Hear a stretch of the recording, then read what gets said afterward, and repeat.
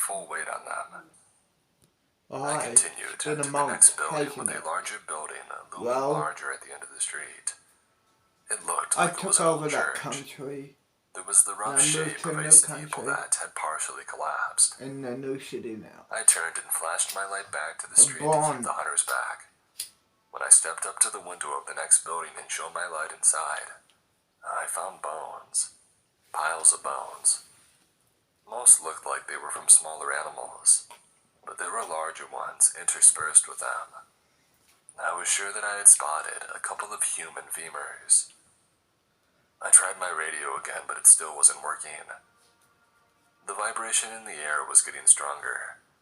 It was oppressive, like the pressure you feel when you're underwater. The stillness in the air had magnified any sound. I could hear the footsteps of somebody behind me, but when I turned, I couldn't see anyone. I left the bone storage building and headed for the last building at the end of the street, the church. I walked up to the doors and they were very plain. 2 wooden doors, no Gothic architecture, no cross. Just a couple of wooden doors that looked like they were about to fall off their hinges. I hesitated, turned, and looked back down the street. I knew they were there, but I held my gun and flashlight at the ready, knowing that I was in for a fight as soon as the doors had opened. I took a deep and cleansing breath, and then I shoved the doors open. I shone my light all around, my eyes darting to all the dark corners, except they weren't dark. There were candles lit all around. It was quite beautiful. It was also quite empty. There was no one there. Even empty and well lit, it gave off a creepy vibe. I mean, why do empty churches always do that? You would think that it would be the opposite. My senses went on high alert. I didn't trust it. It had to be a trap. As I Pause it. Let's say around. This is my penthouse where I built for me and my wife and my daughter. This is the kitchen, den table, lounge room, chair area, my office,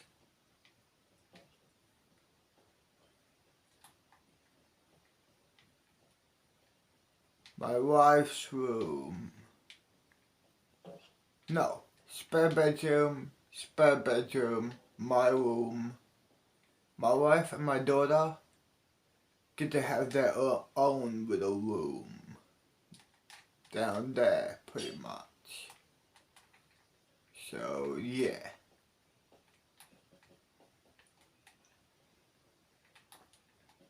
They want to have their own room, so I let them have their own room. And see here, chair area, lounge room, chair area, then the balcony. I own this building and that building. So, yeah. I am a boss of a faction called the KGB.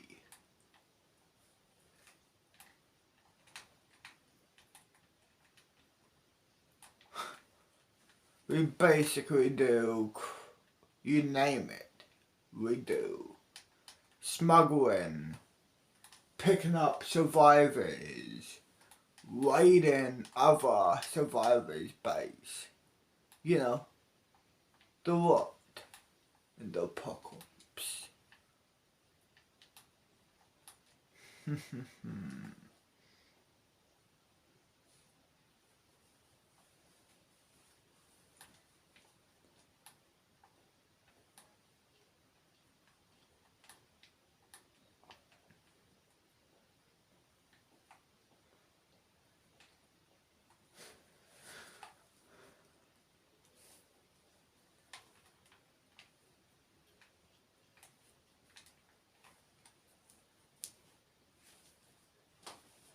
barn.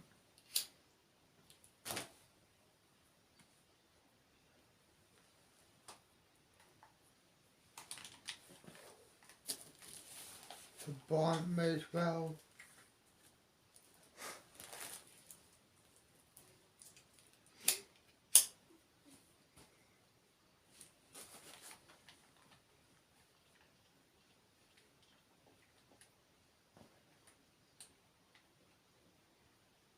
What the hell are you?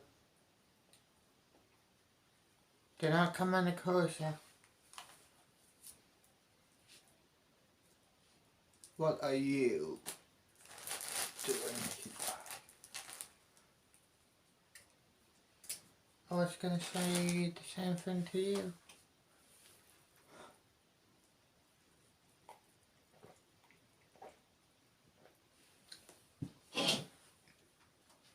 Try to shoot me.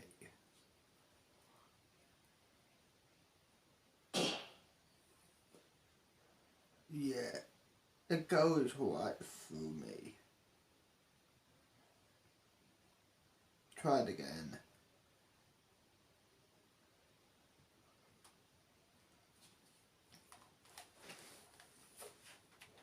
Yeah, nah. Go to sleep. What the? Drop the weapon.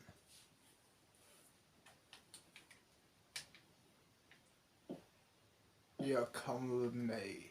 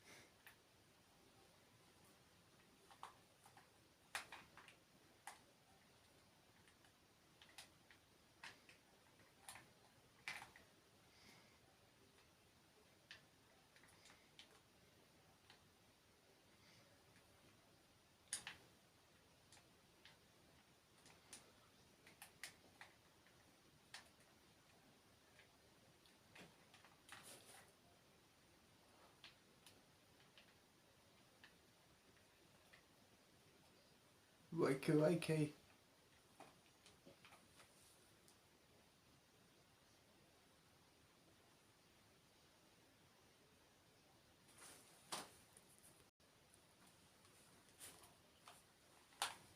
Of course, I'm gonna choose that. You have no choice in the matter. Yeah, basically.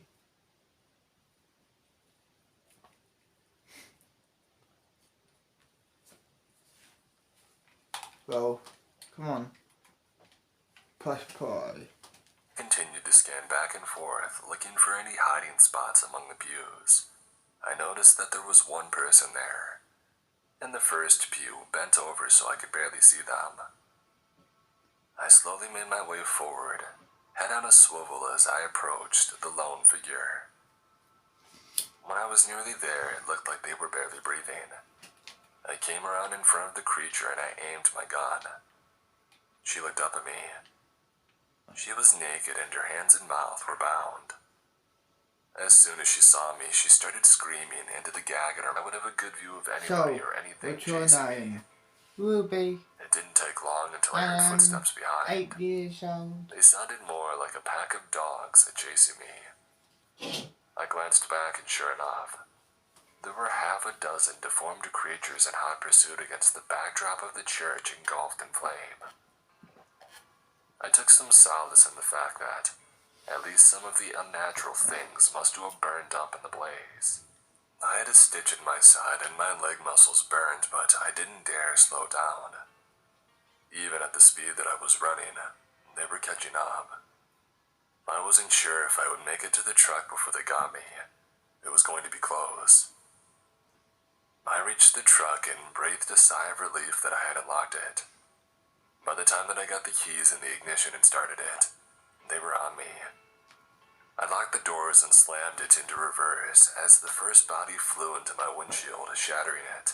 You got a fella. I got some momentum going as another landed on my hood and another grabbed my door handle. I swung the truck around and slammed on the brakes, sending them flying. I threw it in drive and stomped on the gas, spraying gravel. I hadn't gone more than a few yards when another freak landed in the truck bed and started pounding on the cabin roof. After I when could you see the fuck dents me, getting deeper. It would are be through you soon. on your own or Suddenly, do you the have a pounding group? stopped. What you in? I kept my eye on the road but turned to see what was happening. It smashed through my rear window, grabbing I me have by a the group. neck. I swerved to try to break its grip, but to no avail. I could feel myself What starting about to mom black and out. dad? I knew No. that would be a death sentence. Eventually, my mum I and pointed dad my gun out died. the window, but the creature grabbed it They before were I could part of aim the at group it. that My mind raced they were faster part of the than group, truck that but was hurtling down the dirt road at breakneck them speed. and some of other I was seeing survivors stars. gone out I knew that it was a matter to of look minutes until for the end, if not supplies, seconds. and they're I dead. squeezed the trigger. The gun So went it's off just right me beside and its a couple head, other missing it by a survivors few now. inches. How I about was this? done. After all It howled in pain and fear at the sound and the heat of the round going off. Amazingly, it let go of I'll the go gun. back I aimed there. it again and squeezed Actually, the trigger. we will go back there. Blood And rained I on me will as its head snapped allow back and them it to fell come into the bed with of the here. truck with a heavy thump. Are you serious? I sat the Yeah, gun on the seat I'm serious. beside me I'm not as joking. I breathed huge gulps of Done air, deal. wiping the Definitely. red out of my eyes. Go. Cool. My vision returned just in time for the turn onto the main road.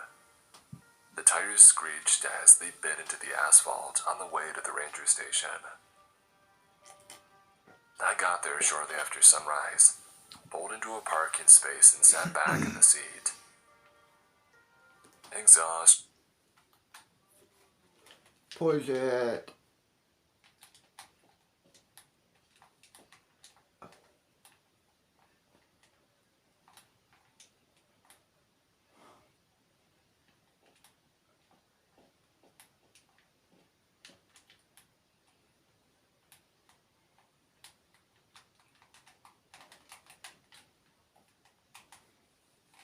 Press play. An adrenaline crash sapped my energy, and I fell Fuck asleep. yeah, this theme park. Done. I woke to the sound of someone knocking at my window. I whipped around, grabbed the gun off the seat, and swung it back around to the window. "Oh, whoa there, son," the older ranger said, raising his hands. "One's got your panties in a bunch." Bust a nut in you? I took a deep breath, lowered the gun in the window, and then told him the whole story. The longer that I went, the more serious he became. Until the story was done, his face was made of granite. He stuck his hand in the window. "Keys," he said. I pulled the keys out of the ignition and handed them to him. "Go inside and get yourself cleaned up. I'll take care of this." I stepped out of the truck on shaky legs and walked into the ranger station, threw away my bloody uniform, and took a long shower. By the time that I had finished and changed into a fresh uniform, the other ranger was back. He stepped inside the station and scanned the room until he found me. "All taken care of," he said with a crooked smile. "What do you mean?" I said. "Did you call the police?" He looked around at the handful of rangers that were milling around the room, trying to make it look like they weren't listening to our conversation. "Yeah, we're not going to get the police involved in this," he said. "What? Why not?" He looked at me with an odd determination in his eyes. "So you really killed her, did ya?" he said. "Of course, it was her or me. Most of the folks around here give that place a wide berth," he said. "There are signs all over saying no trespassing in danger. You would think that it was almost natural selection for those who ignore all the warnings. But those travelers, and then there are others who visit the place on the down low, all quiet like," he said as if he hadn't said anything. "Those folks might say you robbed them of their fun. You might even call them conjugal visits. There might even be some of those folks in this very room." I stared at him in disbelief and then looked around the room and saw every set of eyes focused on me. There wasn't a smile or even a hint of one that suggested that this was a joke. He clapped his hand on my shoulder. "Why don't you head home and rest today?" he said. "You've had a long night. We'll take care of things." He ushered me toward the door, pausing before opening it. "Just remember that nothing happened," he said. "Because if the police get an anonymous phone call, we might have to drive out and grab a couple of children to come visit your house in the middle of the night. You get me?" I nodded my head in a daze as he opened the door. That's the story I tell when people don't take the hint and stay away from the town. It's been years, and every once in a while I hear of travelers that disappeared in that area. I shake my head and wonder.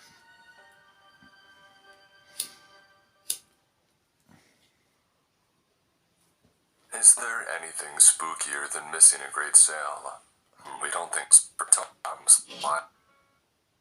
Build, belong, grow with the super fund built for Queensland's construction industry. Proudly offering specialised insurance, a history of Survived.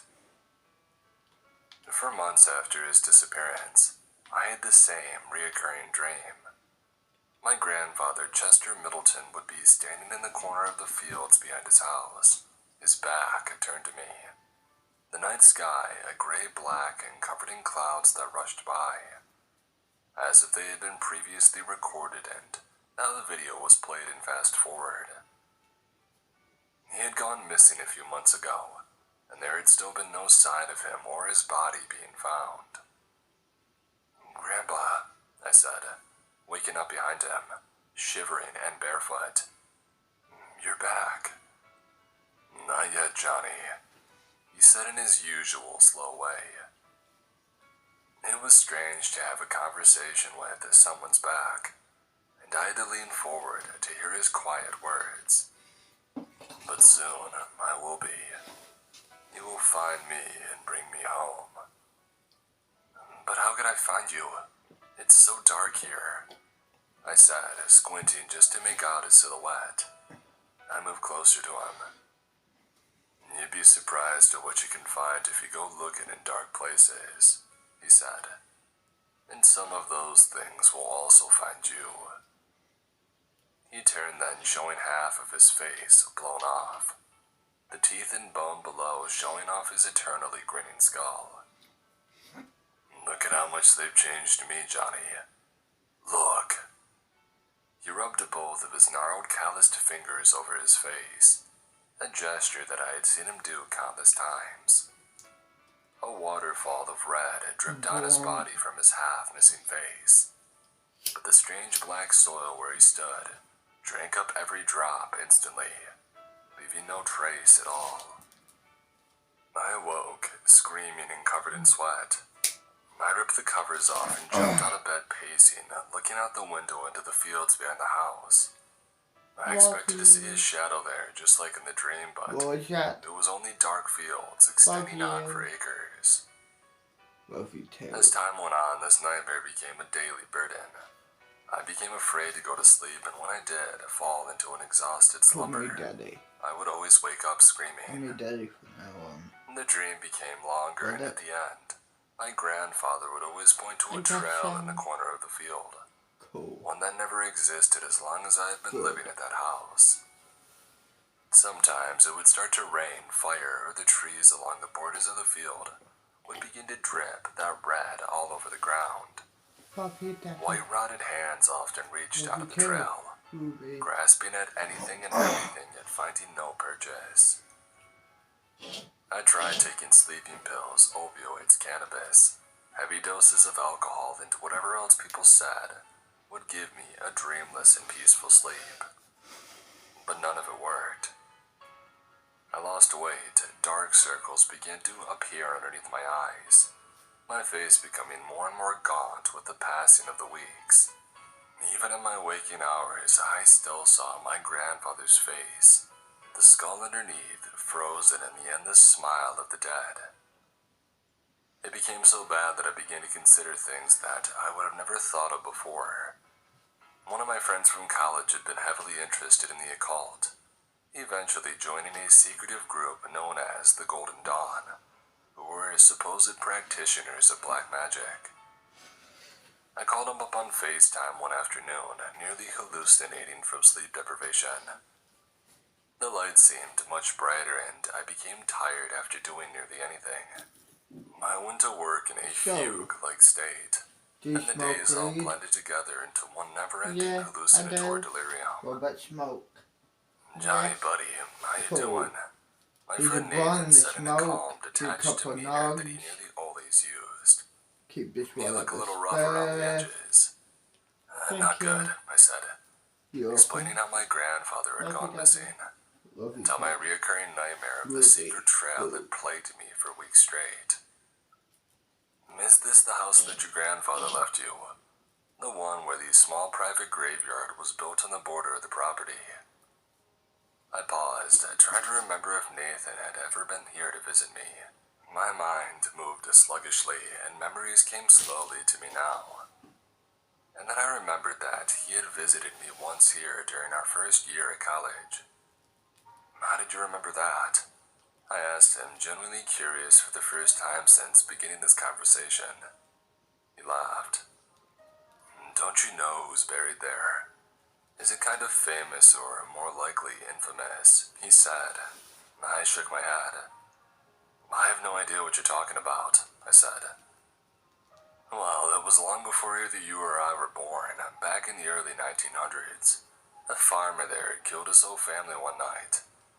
They were snowed in, and some people just think that he had gotten cabin fever. Maybe they're right, I don't know. His name was Harris McEwen, and he went through the house, slitting the throats of his two daughters before moving on to his wife. Well, None of put them some ever woke blunt up or in the tried to fight smoke back, and we'll, yeah. at least according to the police. Some blunt now. It's like they were Don't all in a take it, stupor or hypnotized, or maybe just drugged or something, I don't know. He ended his killing spree by writing a note in his own blood. It was a full rambling of lunacy, talking about how he needed to protect his family from demons who lived in the fields. But he also said that there was a secret trail back there that led somewhere else. Some dark, horrifying place where the dead don't stay dead, and the dirt of the trail itself drinks blood, forever thirsty for more. I paused, waiting for the punchline. Oh, wait, are you serious right now? I asked. How did nobody ever tell me about what had happened to my house? And how do you know so much about it? Hey, I grew up in this town too, he said. I listened and read, and clearly you did not. The history teacher at the high school knew all about it, as well as the members of the Historical Society. I guess you just never asked the right questions, or really, many questions at all. Is there anything that I can do about it? I asked. There was a long pause. I'll take a couple of others in the Golden Dawn, Nathan said. Maybe this weekend I can stay over and we'll figure out something. The rest of the week passed by slowly, but at least I had hope. I would see Nathan on Friday, and maybe this would all be over. I could finally sleep again without waking up screaming every night. I could finally be at peace in my own house. Things got worse on Thursday night. I had the same reoccurring dream, my grandfather pointing at a mysterious hidden trail, and the trees all weeping red in an eerily lit twilight world. I was standing in the field when, without warning, grasping hands latched onto my body, forcibly pulling my left arm while digging into my skin with fingers that felt as hard as iron. I shrieked in mortal terror, spinning around. There was a man in clothes that would have been in fashion around World War I, his teeth covered in red, small trickles of it running down his chin. His eyes were burning in their intensity, his dilated pupils staring into my face with an insane sheen. How much more must I bleed them? He asked, his voice sounding slurred and slowed. He kept having to stop and spit blood out. They told me if I bled them that I would find peace. How much more, man? I can't do this much longer. I cut their throats while they slept, I did everything they asked of me. So, why? Looking down at where he had grabbed my arm, I saw deep claw marks. I looked back up quickly at the man stepping back. His fingers were in reality white bone, sharpened to dagger-like blades. Harris McCune turned, the back of his head showing, and I saw right into his brains. So what It are looked you? as if he had put a shotgun or a pistol directly into his mouth and took out the backside of his skull. There was an exit I wound wish the it size was of an orange, human. giving me a perfect view of what had once been his brain and skull. God. Behind him I saw a middle-aged woman If and you two don't teenage mind me girls. asking, how did They all had you their throats cut, their become dilated a pupils god? staring straight at me as waterfalls I of would red rather ran down not the talk front of their about that. bodies. Oh, good. I bled them for the blind god, Harris McCune said. How much more blood does he need? At that point, I woke up in my bed, covered in sweat. A stinging sensation in my arm caused me to look down, where I saw the slash marks from his razor-sharp bone claws on my left arm. Nathan ended up showing with another woman that I had never met Lovely. before. Love you He too. said that she was a third-order magus and one of the leading practitioners of both black and white magic in the southeastern United States. None of that meant anything to me, but I was glad that I was no longer alone dealing with this nightmare. Nathan always reminded me of some German super soldier, a topic that I made jokes about with him. He stood over 6 feet tall with blonde hair and blue eyes. He was a clear gym rat at that, with huge arms and a thick chest. In contrast, the woman standing next to him was much shorter and older, though she didn't appear to have a wrinkle on her middle-aged face. Her hair was pure black and her eyes were wide and blue. This is Nora, Nathan said. I went to shake her hand, but she walked right past me, Well, looking out into the don't smoke. cornfields. Done. There's something different about this place, she said in an airy voice. I felt the need to roll my eyes, but I remembered that they had volunteered to come out of their way and spend the night simply to help me. And moreover, I remembered what desperate straits I was in. These people may be my only hope. And then she did something that sent chills down my spine. She pointed at the same spot my grandfather always pointed to in my dreams. The universe is thin here. It is a point where some may cross over, or those beings from the astral worlds may enter into ours. I'm not surprised this house has been the scene of so much trouble. The killing of an entire family may not have been the cause of the thinning, but an effect. The dark spirits from the higher dimensions can use the weak minds of those afflicted by insanity, grave physical illness, or lifelong addiction to do their bidding. She stopped, taking a deep breath and closing her eyes. I didn't know if this was a part of some act or not, but I just stood there watching and waiting. After a few moments, she opened them again. I believe your grandfather somehow ended up in that same place. He's calling out for you, asking for help. Or at least his spirit is. I believe his body is dead. So, what can I do? I asked. She looked at me, her large blue eyes as cold as ice. A shiver ran down my back and I turned away from her intense gaze. You can go and help him, young man. What else are you going to do? Leave him there for all eternity? With that, she turned her back to me, pulling her purple shawl closer around her neck. I saw a quick glimpse of a tattoo with a white eye built into the center of the pyramid on her wrist. Nathan and Nora went to his car, pulling out various ingredients to begin the ritual that they assured me would open up the trail to us. I saw Nora with an ancient look, the blood of a murdered virgin. How did you get this stuff? I asked him. He looked at me with a half smile. Datara grows wild around here. As for the rest, ask me no questions, brother, and I'll tell you no lies. Nora finally spoke, looking up from her spellbook at the moonlit sky. The time to perform the ritual is running out, she said. We must begin immediately. I will not recount here how the ingredients were used, and I do not wish to be responsible for anybody else trying to repeat the ritual. The horrors that ritual unleashed cannot be easily comprehended. As Nora finished speaking the last Latin incantation necessary to open the hidden trail, a feeling of anxiety and terror took over my heart.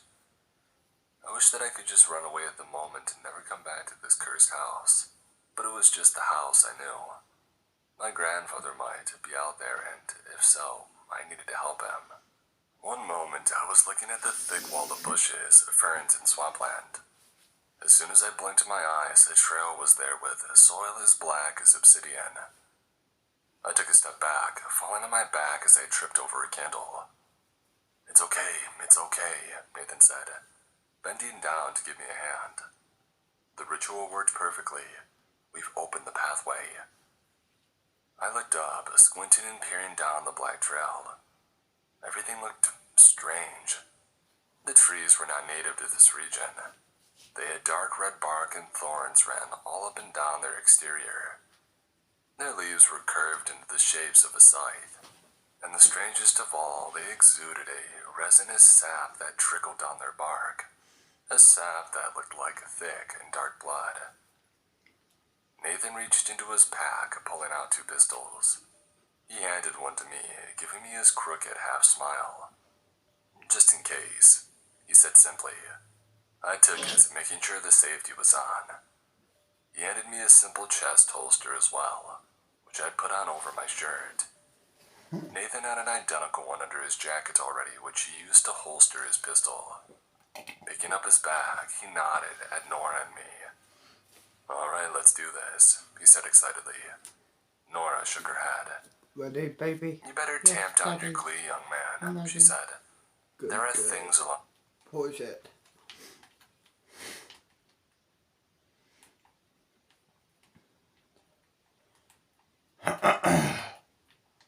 Real fuck here. So...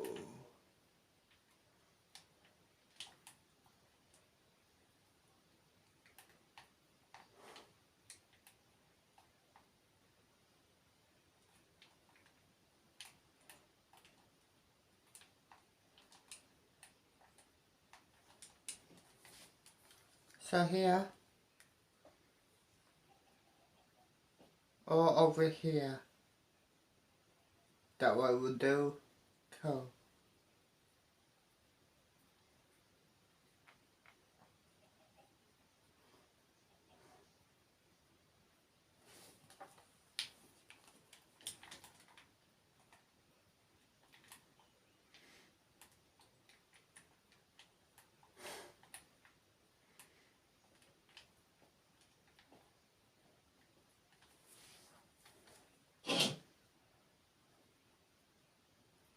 Love you.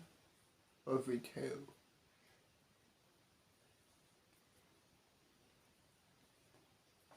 Pull your hair out.